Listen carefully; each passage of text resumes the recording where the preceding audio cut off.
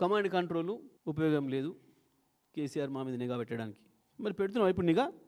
ఇప్పుడు నువ్వు నిఘా పెట్టడానికి ఆడ కూర్చుంటున్నావు అన్నట రోజు 18 గంటలు కేవలం ఆ పనే చేస్తున్నావు అన్నట. ప్రతిపక్ష నాయకులపైన నిఘా పెట్టే పనే చేస్తున్నావు ఆడ కూర్చొని. కేసీఆర్ మహా అయితే ఒక్కసారి ఇనాగ్రేషన్ పోయిండు, ఆ తర్వాత ఒకసారి పోయిండేమంతే.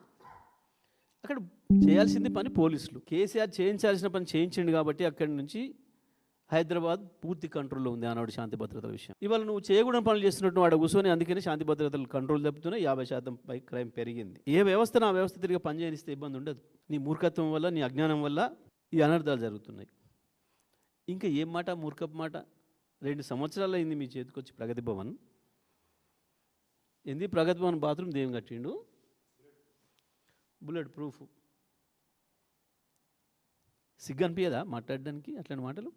చూపించాలి కదా, తీసుకుపోయి రిపోర్టర్లను తీసుకుపోయి మేము చేసినాం అప్పుడు ఆరోపణ, ఇగో మేము చూపించండి, మేము చూపిస్తున్నాం, పట్టండి ఆధారాలు. ఇప్పుడు మరో కమిషన్ వేసి ఎంక్వైరీ చేయరా దాని మీద కూడా?